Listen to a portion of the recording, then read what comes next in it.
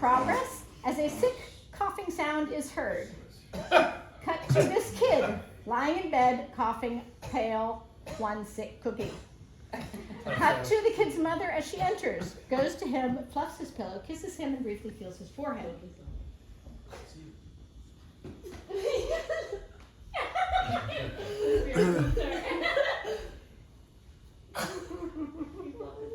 You feeling any better? A little bit. Guess what? What? Your grandfather's here. You tell him that I'm sick. You are sick. That's why he's here. Oh, he'll pinch my cheek. I hate that. Maybe he won't.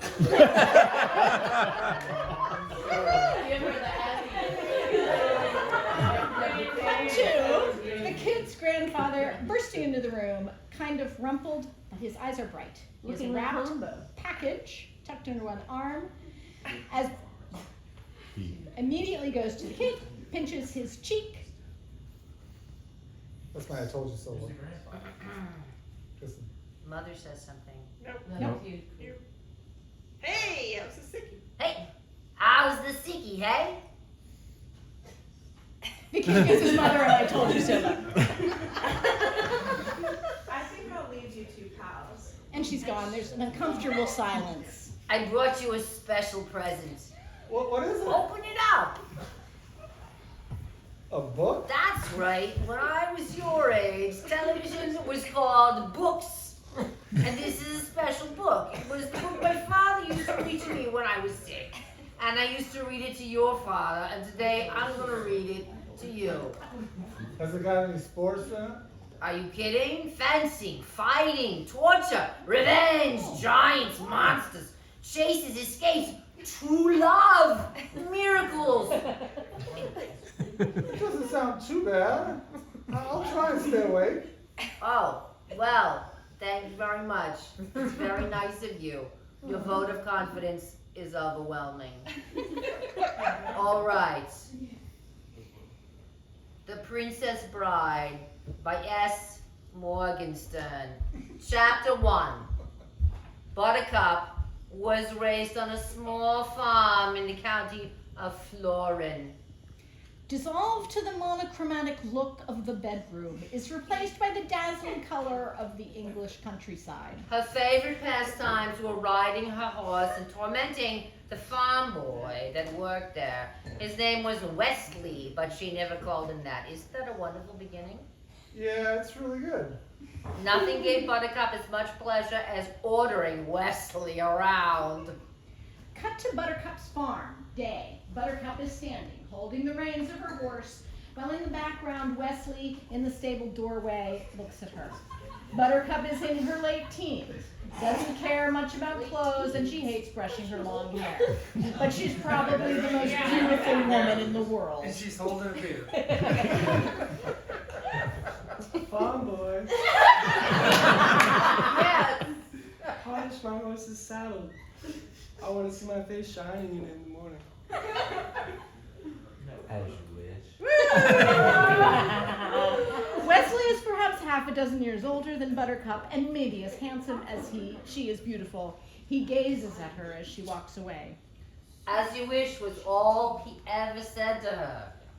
Dissolved to Wesley, outside chopping wood. Buttercup drops 2 large buckets near him. Farm boy, fill these with water. Please.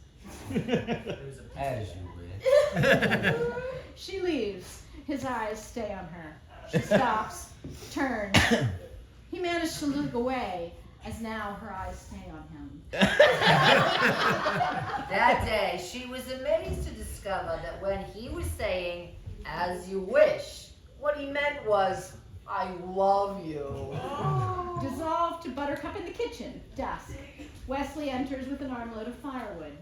And even more amazing was the day she realized she truly loved him back.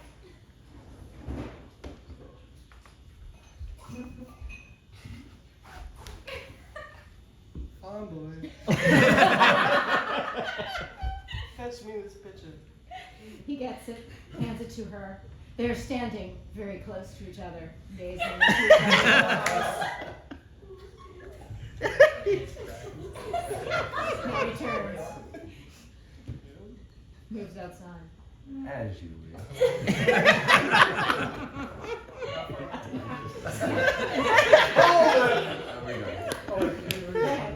Hold it! Hold it! Hold it! Cut to the good standing. What is this? Are you trying to trick me? Where's the sports? Is this a kissing book? Wait, just wait. Well, when does it get Keep good? your shirt on, let me read. Wesley had no money for marriage, so he packed his few belongings and left the farm to seek his fortune across the sea. Cut to Wesley and Buttercup. They stand near the gate to the farm, locked in an embrace. It was a very emotional time for Buttercup. I don't believe this. I really don't believe this. I feel I'll never see you again.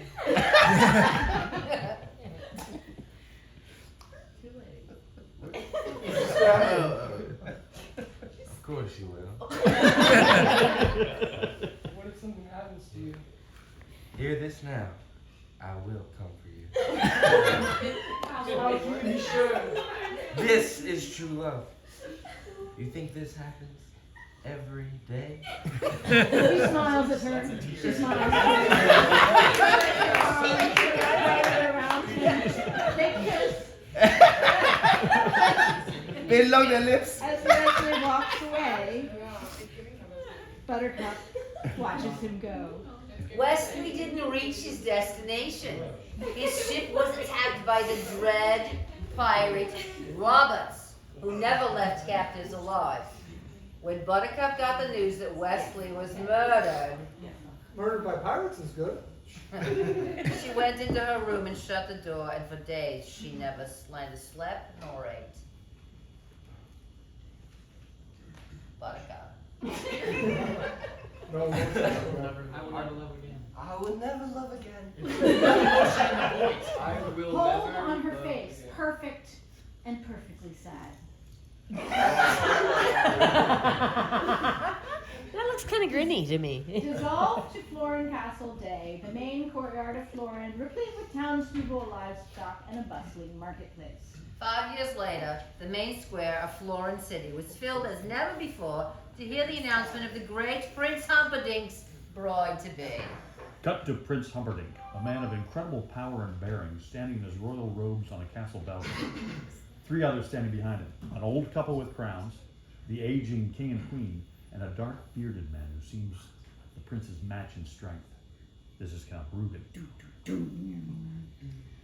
My people, a month from now, our country will have its 500th anniversary. On that sundown, I shall marry a lady who was once a commoner like yourselves. But perhaps you will not find her common now. Would you like to meet her? Cut to a giant staircase leading to the crowd, and as a figure just begins to become visible. Cut to the crowd as they see the figure. We haven't yet. And if there is such a thing as collective action, then this crowd collectively holds its breath. Cut to the staircase. As the figure appears in the archway, it is Buttercup. Oh. And she resplendent. My people, the Princess Buttercup.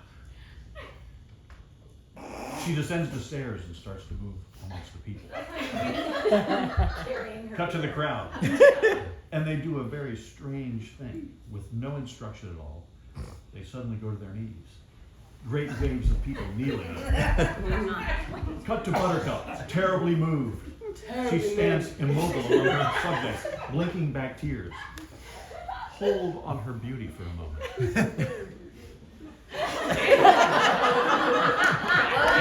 Emptiness consumed her. Although the law of the land gave Humperdinck the right to choose his bride, she did not love him. Cut to Woodlands. And Buttercup, barreling along, controlling her horse easily. Despite Humperdinck's reassurance that she would grow to love him, the only joy she found was in her daily ride. Cut to a wooded glen, close to sundown. Lovely, quiet, deserted.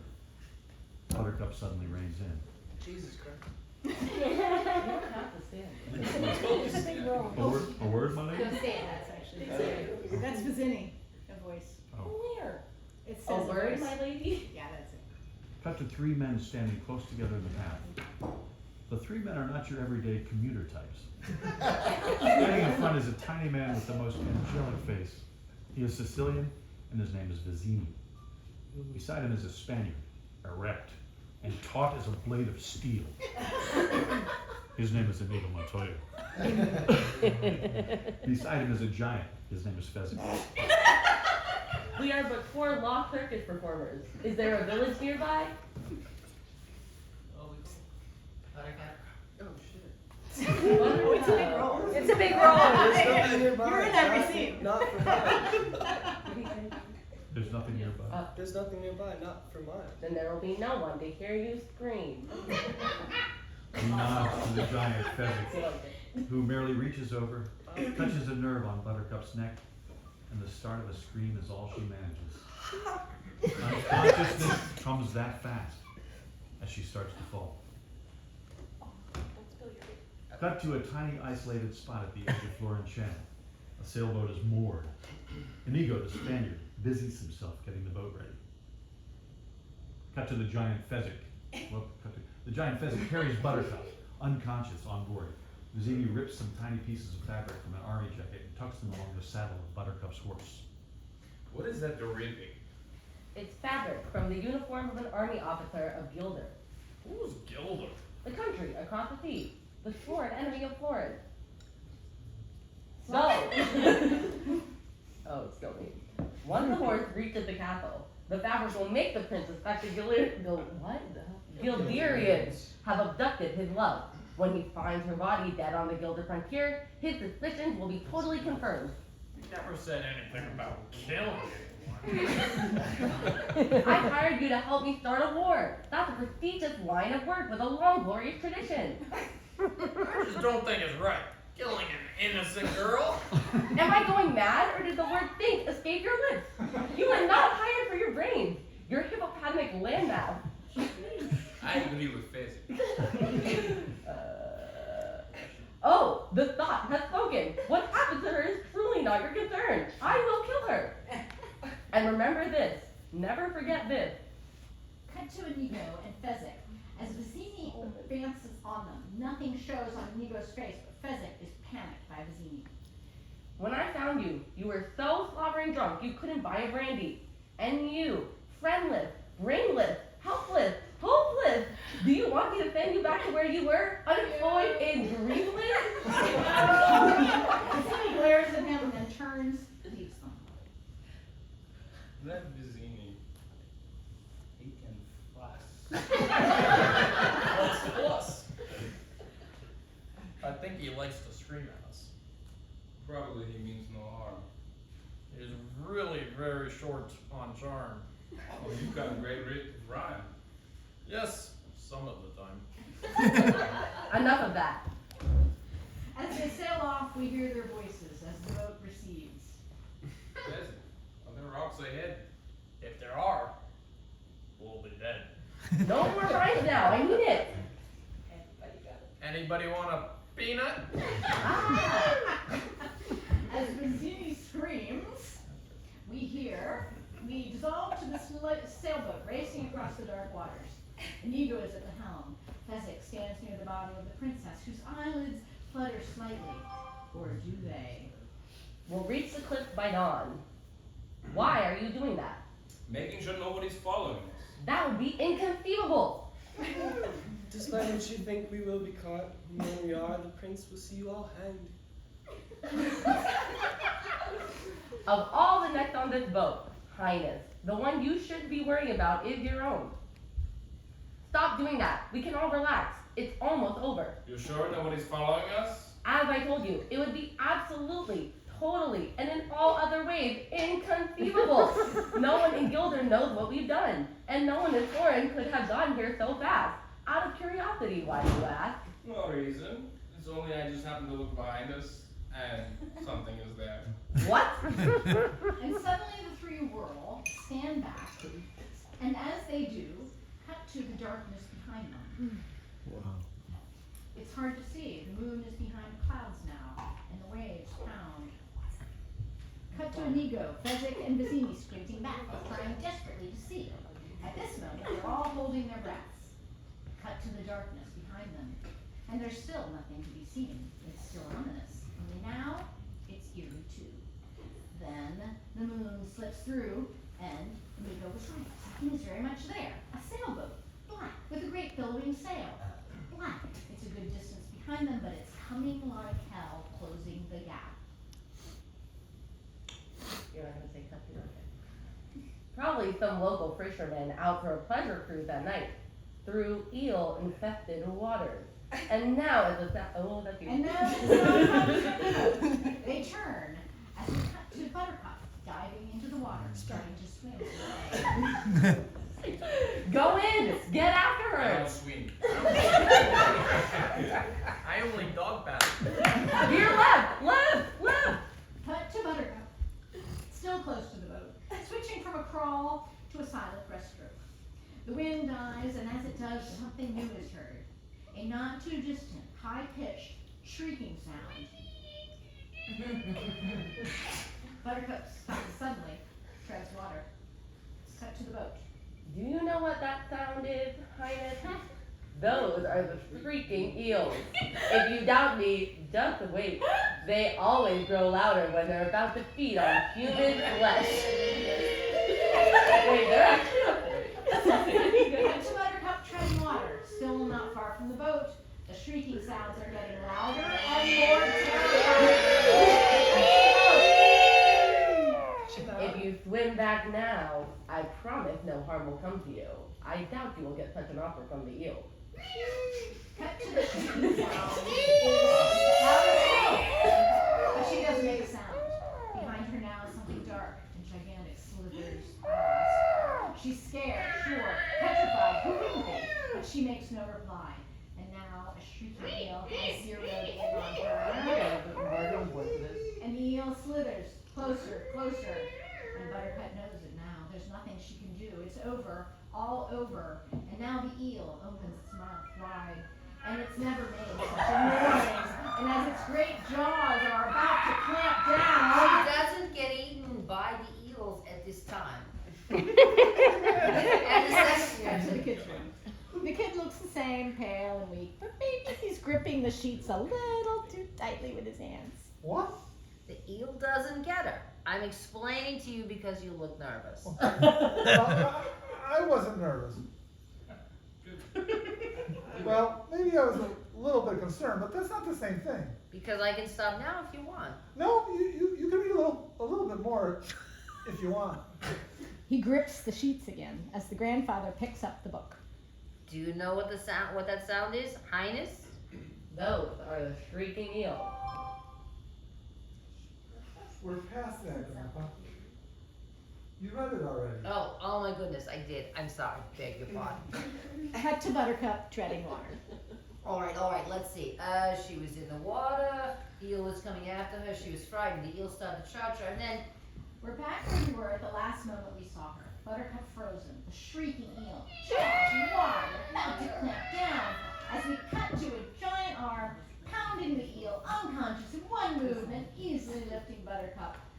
Reveal back to the boat and Fezzik and Buttercup being deposited on the deck. Put her down. Just put her down. I think he's getting closer. He's no concern of ours. Sail on. I suppose you think you're brave, don't you? Only compared to some. Dissolved to the boat at dawn, being followed closely by the black sailboat, which we can see for the first time is being sailed by a man in black. Look, he's right on top of us. I wonder if he's using the same wind as we are. Whoever he is, he's too late. See the cliffs of insanity. Cut to the Cliffs of Insanity. Dawn. They rise straight up, sheer from the water, impossibly high. Cut to the two sailboats. In a wild race for the cliffs, the man in black is closing faster than ever, but not fast enough. Hurry up! Move the thing! The other thing! Move it! We're safe. Only Fezzik is strong enough to go up our way. He'll have to sail around for hours till he finds a harbor. Fezzik reaches up along the cliff face, grabs a jutting rock, reaches behind it. Suddenly there's a thick rope in his hands. Cut to the rope going all the way up to the top. Cut to Eureka. Oh, that's right. Hurrying to Fezzik, he straps a harness to him that lifts Buttercup and Vizzini in the harness. Finally, he himself gets in the harness. All three are strapped to Fezzik like papooses, and he starts to ascend the rope, carrying them all along with him as he goes. Cut to the man in black, sailing in toward the cliffs of insanity, watching as Fezzik rises swiftly through the first moments of dawn. Cut to the top of the cliffs, looking down. Fezzik's group is only faintly visible far below. This is the first time we've gotten a real vertigo feeling, and it's a gasper. Cut to Fezzik climbing on. Buttercup is almost out of her mind with fear.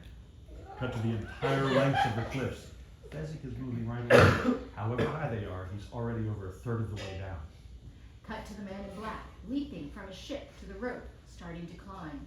He's impossibly far behind, but the way he goes, you'd think he didn't know that because he is flying up the rope, hand over hand, like lightning. He's climbing the rope, and he's gaining on us. Inconceivable! He prods Fezzik, who nods, increases his pace. Cut to the man in black, roaring up the rope, and Cut to Longshot, the cliffs, and the man in black is cutting deeply into Fezzik's lead. Faster! I thought I was going faster. You were supposed to be this Colossus. You were this great, legendary thing, and yet he gains! Well, I'm carrying 3 people, and he's only got himself. I do not accept excuses. I'm just going to have to find myself a new giant, that's all. Don't say that. Vizzini, please. And his arms. No, Stop. His arms keep moving much more slowly. cut to the man in black. His arms still work as before. If anything, he has speeded up. Fezzik's lead is smaller and smaller. Cut to the view from the top of the cliffs. Maybe 100 feet for Fezzik to go, maybe more. Cut to Vizzini and the others, and it's getting too close now. Did I make it clear that your job is at stake? Cut to the man in black, less than 100 feet behind them, and gaining. Cut to the cliff top as Fezzik makes it. Vizzini leaps off and takes out a knife, begins to cut the rope which is tied around the great rock, while Inigo helps the princess to her feet, and Fezzik just stands around, waiting for someone to tell him to do something. Nearby are some stone ruins. Once they might have been a fort. Now they kind of resemble Stonehenge. Cut to the man in black. Feet from the top now, maybe less, maybe only 50, and his pace is as dazzling as before. Cut to Vizzini, cutting through the last of the rope, and Cut to the rope, slithering across the ground and out of sight toward the channel like some great serpent at last going home. cut to Fezzik, standing with Inigo and Buttercup by the cliff edge. He has very good arms. Cut to the man in black, hanging suspended hundreds of feet in the air, holding to the jagged rocks, desperately trying to cling to life. Cut to Vizzini, stunned, turning to the others, looking down. He didn't fall? Inconceivable! You keep using that word. I will not know you think what it means. Is that you? My God, he's climbing. Okay. Cut to the man in black, and so he is. Very slowly, he is picking his way upwards, sometimes a foot at a time, but sometimes an inch. Cut to the group at the top, staring down. Whoever he is, he's obviously seen us with the princess, and must therefore die. You carry her. We'll head straight for the Gilder frontier. Catch up when he's dead. If he falls, fine. If not, the sword. Inigo nods. I want to do him left hand. You know what a hurry we're in. Well, the only way I can be satisfied if I use my right too quickly. Oh, have it your way. Cut to the man in black, still creeping his way upward. Cut to Fezzik, who goes to Inigo. You be careful. People in masks cannot be trusted. I'm waiting. Fezzik nods, hurries hurries after Gazif. Cut to Inigo. He watches them depart, then turns, peers down over the cliffs. He watches a moment, then paces, shaking his hands loose. He practices a few of his honed fencing skills. He is a taut and nervous fellow, and has never been one for waiting around. Cut to the man in black, climbing on. He must be 6 inches closer to the top than when we last saw him. Inigo is watching. Cut to Inigo, walking away. Finally he goes back to the cliff edge and starts to talk.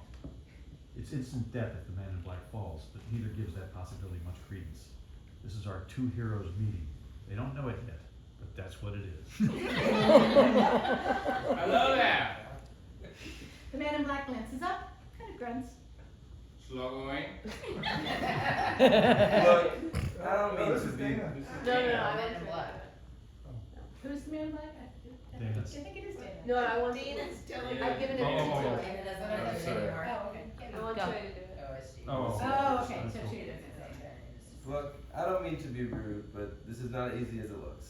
So I'd appreciate it if you just wouldn't distract me. Sorry. Inigo steps away, draws his sword, loosens up with a few perfect thrusts, then resheaths and looks eagerly over the edge again. You're not supposed you could speed things up. If you're in such a hurry, you could lower a rope or a tree branch or find something useful to do. I could do that. In fact, I've got some rope up here. But I do not think you will accept my help, since I am only waiting around to kill you. That does put a damper on our relationship.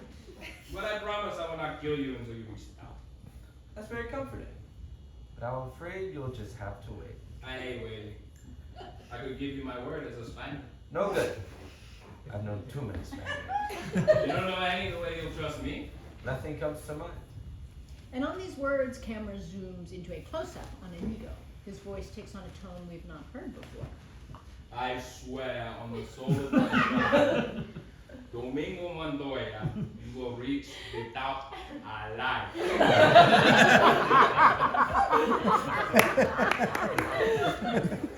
Throw me the rope. Cut to Inigo. He dashes to the giant rock the rope was originally tied to, and throws it down, I guess, and the man in black, as his grip loosens a moment, trying to cling to the side of the cliff.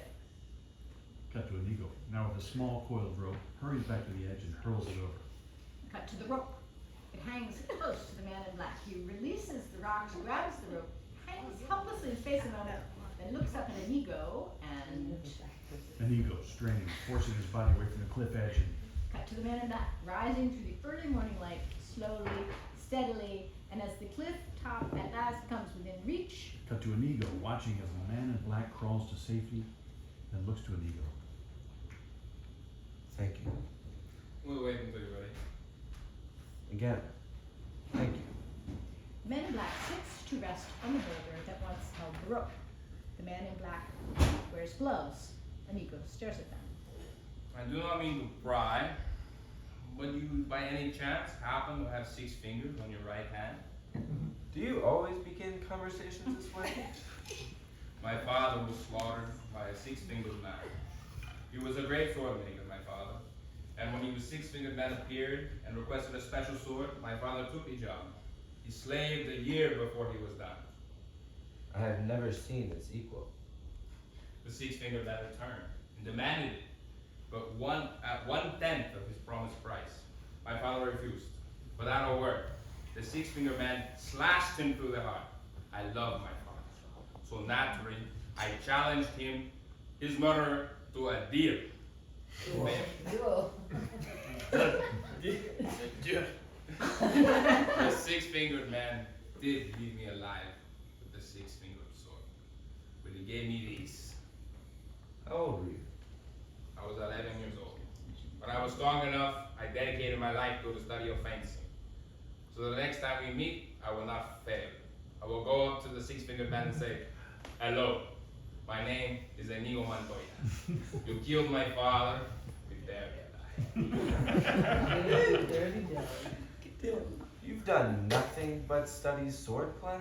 More pursuit than study lately. You see, I cannot find him. It's been 20 years now. I'm starting to lose confidence. Just work for Vizzini to pay the bills. There's not a lot of money in revenge. Well, I certainly hope you find him someday. You ready then? Whether I'm or not, you've been more than fair. You seem a decent fellow. I hate to kill you. You seem a decent fellow. I hate to die. The two of them. And what we are starting now is one of the two greatest sword fights in modern movies. The other one happens later on. Right from the beginning, it looks different because they aren't close to each other. None of the sword crossing, on guard garbage. No, what we have here is two men, two athletes, and they look to be too far away to damage each other. But each time one makes even the tiniest feint, the other counters. And there is silence. And as they start to circle, Cut to the six-fingered sword, fainting here and fainting there. cut to the two men finishing teasing. Begin to duel in earnest. Their swords cross, then again and again, and the sound comes so fast it's almost continual. Inigo presses on, the man in black retreating up a rocky incline. You're using Bonetti's defense against me, eh? I thought it fitting, considering the rocky terrain. Naturally, you must expect me to attack with Capo Ferro. Naturally. And I find Tybalt cancels out Capoferro, don't you? The man in black is now perched at the edge of the elevated castle ruin, nowhere to go. He jumps to the sand. Unless the enemy has studied his Agrippa. And now, with the grace of an Olympian, Inigo flies off the perch, somersaults clean over the man in black's head, and lands facing his opponent. Which I have. The two men are almost flying across the rocky terrain, never losing balance, never coming close to stumbling. The battle rages with incredible finesse, first one and then the other, gaining the advantage, and by now it's clear that this isn't just two athletes going at it, it's a lot more than that. This is two legendary swashbucklers, and they're in their prime, and it's Burt Lancaster and the Crimson Pirate battling Errol Flynn and Robin Hood, and then incredibly, the action begins going even faster than before as we... Cut to Inigo. And behind him now, drawing closer all the time, is the deadly edge of the cliffs of insanity.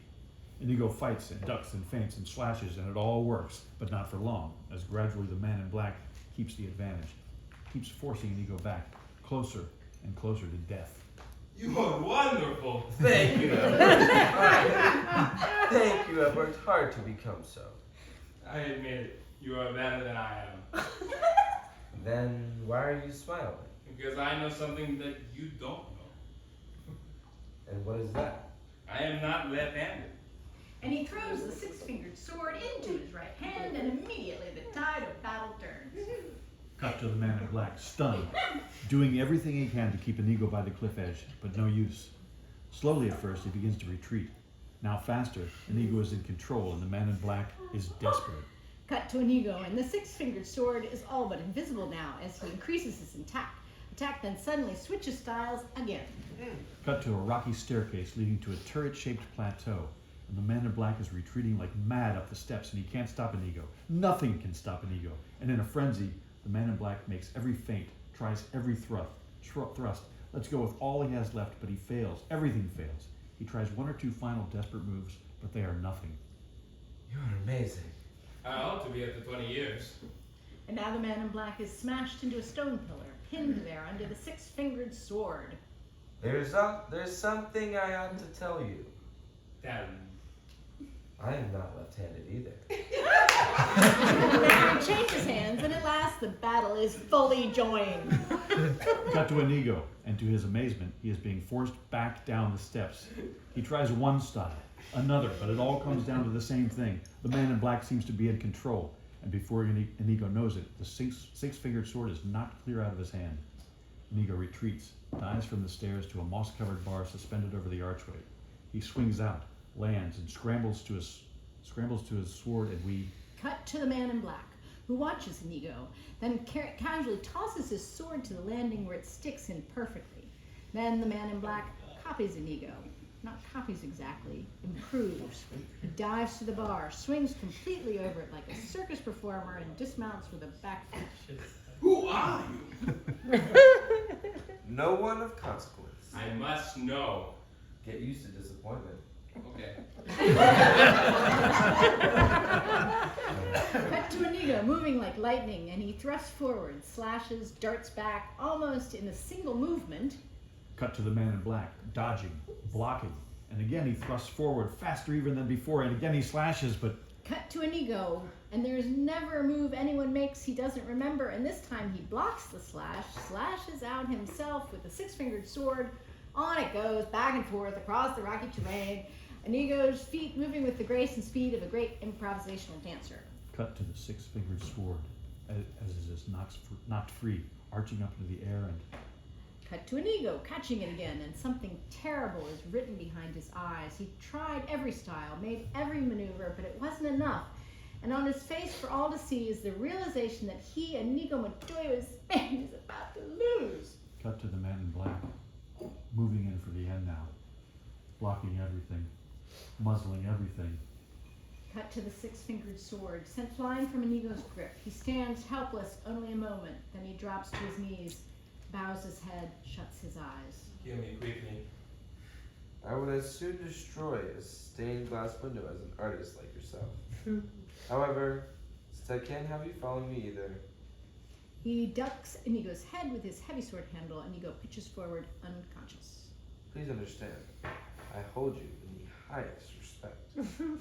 He grabs his scabbard and takes off after the princess. Inconceivable. Pull back to reveal Vizzini staring down from a narrow mountain path. As far below the man in black can be seen running. Fezzik, carrying the princess, stands alongside. It's a little later in the morning. Give her to me.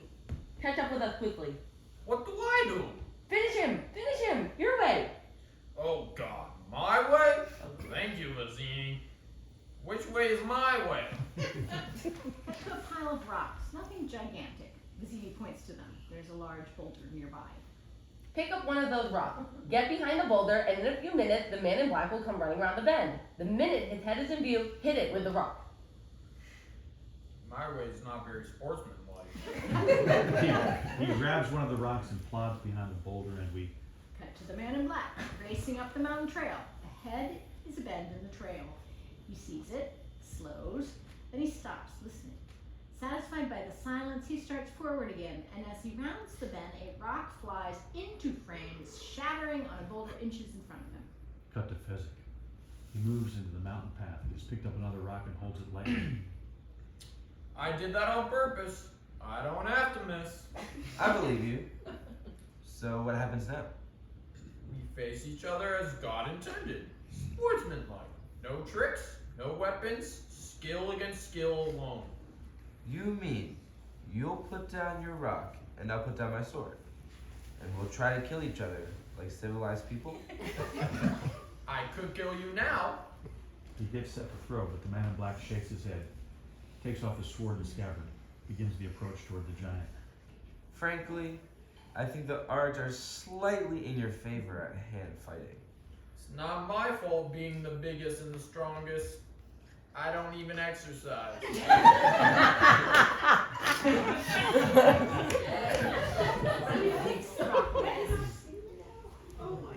Cut to the mountain path and the two men. The man in black is not now and has never been a shrimp, but it's like he wasn't even there. Fezzik towers over him so much. There's a moment's pause, and then the man in black dives at Fezzik's chest, slams him several tremendous blows in the stomach, twists his arm severely, slips skillfully into a beautifully applied bear hug, and in general makes any number of terrific wrestling moves. Fezzik just stands there, kind of taking in the scenery. Finally, the man in black pushes himself away, stares up at the giant.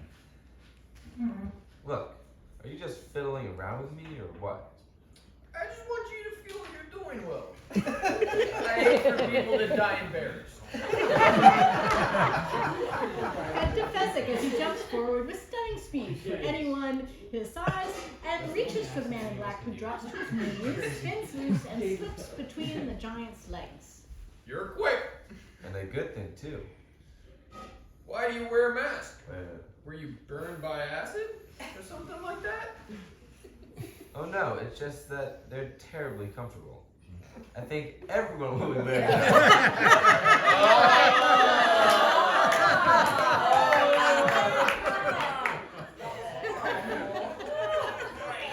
Nice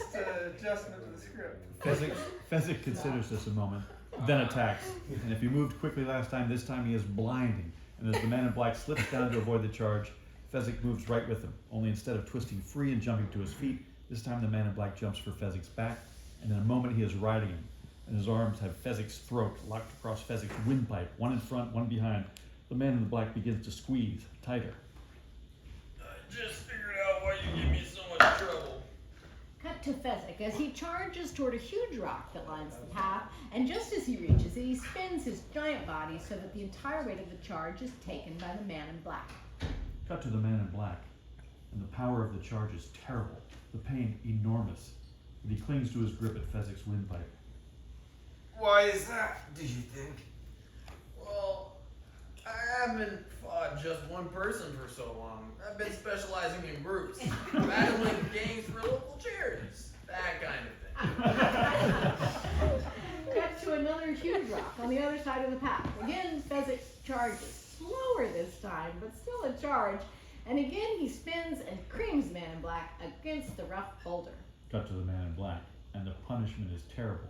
And for a moment it seems as if he's going to let go of Fezzik's windpipe and crumble. But he doesn't, he holds on. Why should that make a difference?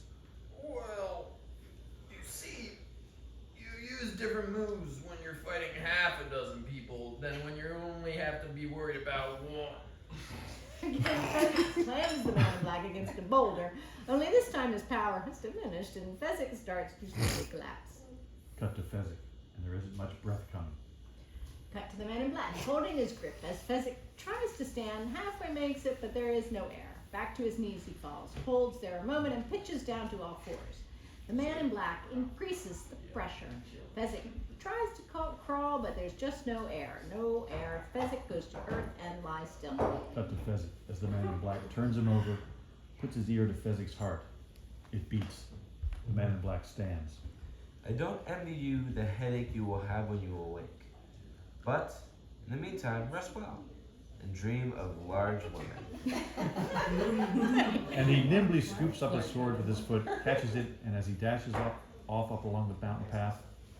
Cut to Prince Humperdinck as he slips his boot into a footprint in the sand. Count Rugen, mounted, watches. Behind him, half a dozen armed warriors, also mounted. A great white horse waits riderless in front. Humperdinck is all over the rocky ground, and maybe he isn't the best hunter in the world. Then again, maybe he is, because as he begins to put his feet into strange positions, we realize that what he is doing is miming the fencers. There was a mighty duel. It ranged all over. Oh, am I saying this? Yeah. Yes. Yes. Sounded like Yeah. They were both masters. Who won? How did it end? The loser ran off alone. The winner followed those footprints towards Gilder. Shall we track them both? The loser is nothing. Only the princess matters. Clearly, this is all planned by warriors of Gilder. We must be ready for whatever lies ahead. Could this be a trap? I always think everything could be a trap, which is why I'm still alive. And he gallops off. Cut to the man in black, cresting the peak of the mountain. Cut to close up on a knife pointed at a throat. Pull back to reveal Vizzini munching on an apple, holding the knife to Buttercup's throat. She is blindfolded. A picnic spread is laid out, a tablecloth, 2 goblets, and between them a small leather wine container and some cheese and a couple of apples. The picnic is set on a lovely spot high on the edge of a mountain path with a view all the way back to the sea. The man in black comes running around the path, sees Vizzini, slows. The 2 men study each other. So, it is down to you, and it is down to me.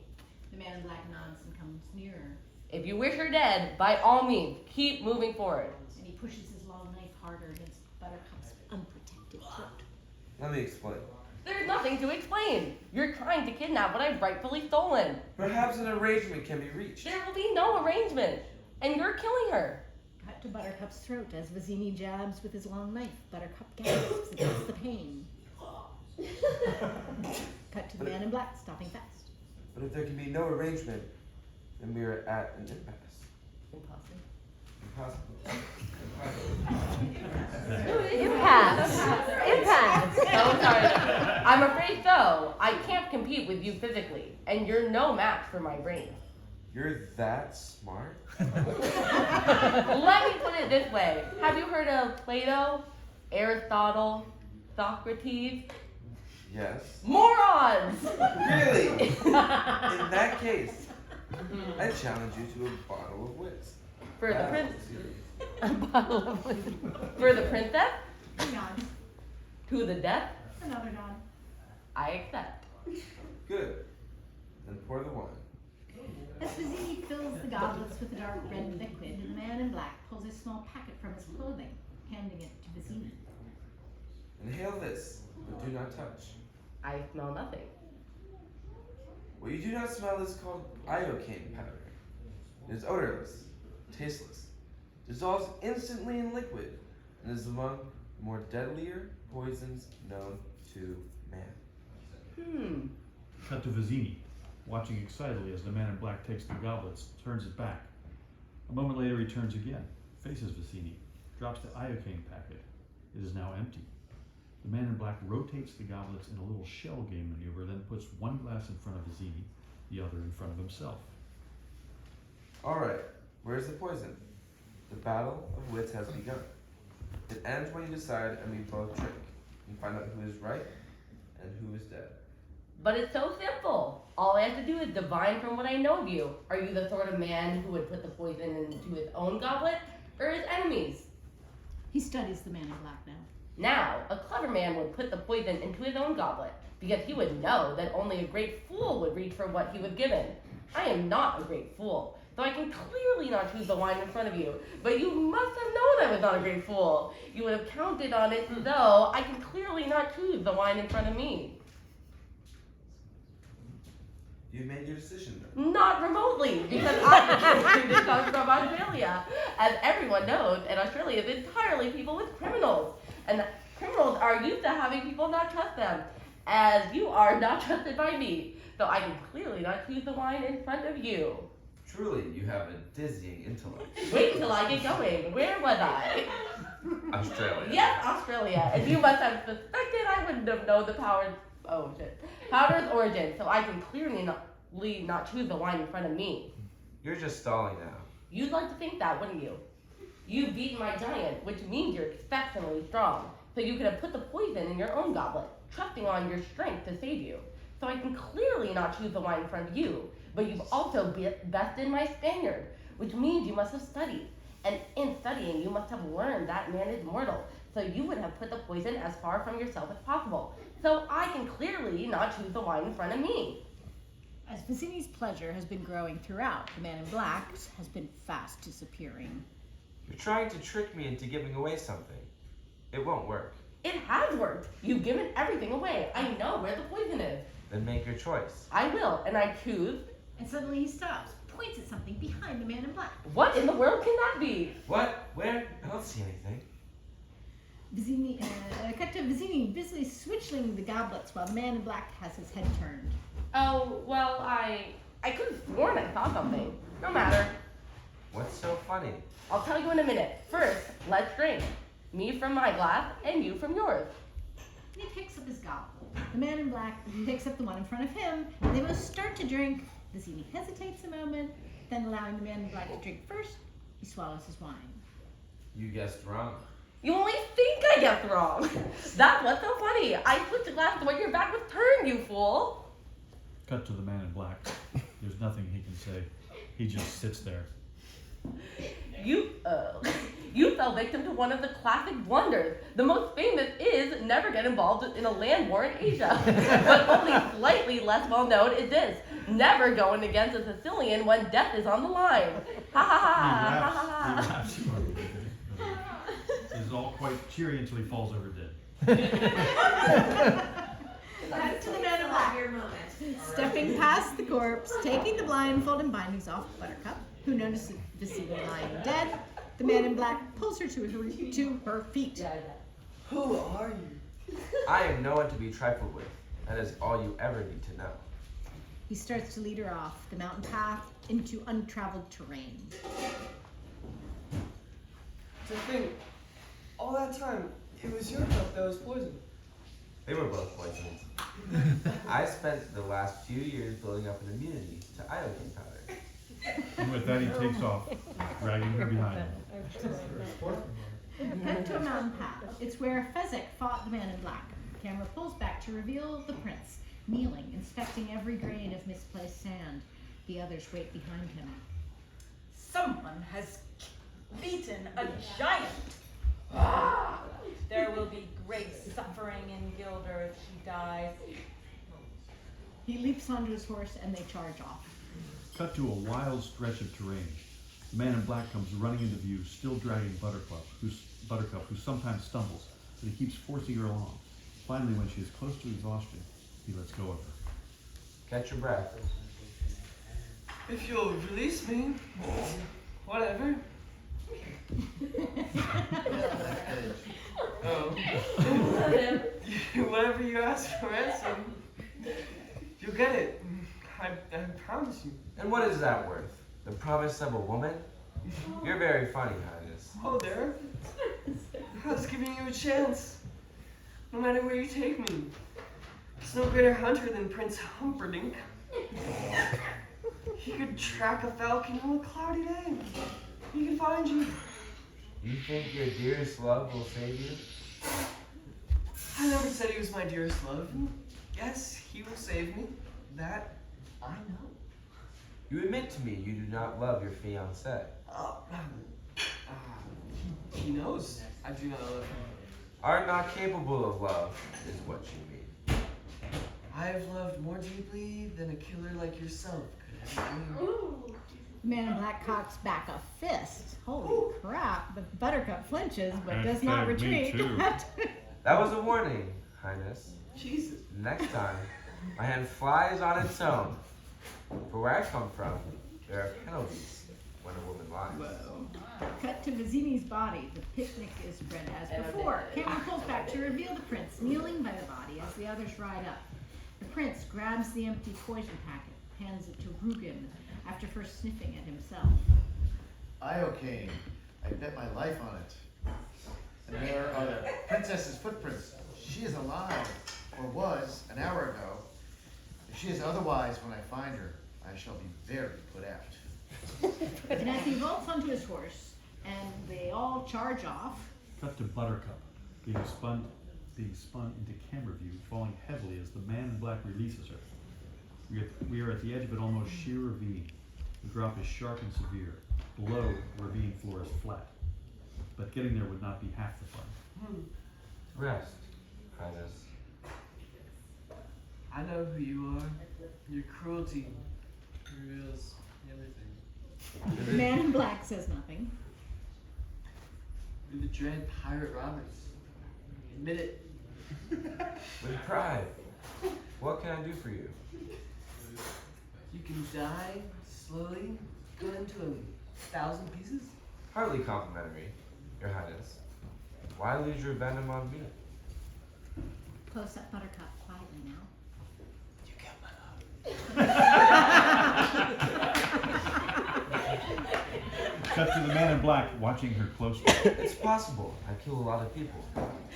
Who was this love of yours? Another prince? Like this one? Ugly, rich, and scabby? Farmer boy. Poor, and perfect.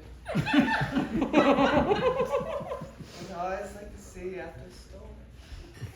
Cut to Buttercup. And probably if she did not hate Robert so, there would be tears. On the high seas, your ship attacks. The dread pirate Roberts never takes prisoners. I cannot afford to make exceptions. Once word leaks out that a pirate has gone south, people begin to disobey you. And then it begins nothing but work, work, work all the time. You mock my pain. Life is pain, Highness. And when he says differently, is selling something. I remember this farm boy of yours. I think. This would be what? 5 years ago? She nods. Does it bother you to hear? Nothing you say will upset me. He died well. That should please you. No bribe attempts or blubbering. He simply said, "Please, please, I need to live." It was the please that caught the memory. I asked him what was so important for him. "True love," he replied. Then he spoke of a girl of surpassing beauty and faithfulness. I can only assume he meant you. You should bless me for destroying him before he found out what you really are. And what am I? Faithfulness he talked of, madam. Your enduring faithfulness. Now, tell me truly, when you found out he was gone, did you get engaged to your prince in that same hour? Or did you wait the whole week out to respect for the dead? Dude, you mocked me once, never do it again. I died that day. The man in black is about to reply as they stand there on the edge of the sheer ravine, but then something catches attention, and as he stares at it briefly, Cut to his point of view. The dust cloud caused by Humperdinck's horses is rising up into the sky. cut to Buttercup, and while his attention is on the dust cloud rising high, she pushes him with all the strength she has. You can die too, for all I care. Cut to the man in black, teetering on the ravine edge for a moment. Then he begins to fall. Down goes the man in black, down, down, rolling, spinning, crashing, always down toward the flat rock floor of the ravine. Cut to Buttercup, staring transfixed at what she has wrought. There's a long pause. She stands there alone, as from afar below the words come to her, drifting on the wind. You win. This is so long. I've forgotten all the good parts. My sweet Wesley! What have I done?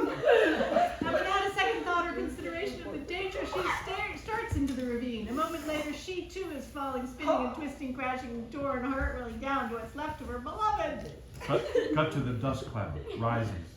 Pull back to reveal Prince Humperdinck and the others reining in at the spot where Buttercup promised ransom in exchange for her freedom. The prince shakes his head. Disappeared. He must have seen us closing in, which might account for this panicking in error. Unless I'm wrong, I am never wrong. They are headed dead into the fire swamp. Cut to Count Rugen. The mere mention of the fire swamp makes him pale. Cut to the ravine floor. Two bodies lie a few feet apart, not moving. It is, of course, Buttercup and Wesley. They might be corpses. After a time, Wesley slowly forces his body into motion, and as he does, Cut to Buttercup, bruised and torn as Wesley crawls slowly towards her. Can you move at all? Move? You're alive. If you want, I can fly. I told you I would always come for you. Why didn't you wait for me? Well, you dead. Death cannot stop true love. All it can do is delay it for a while. I'll never doubt again. There will never be a need. And now they begin to kiss. It's a tender kiss. Tender and loving and gentle. Oh, no, please.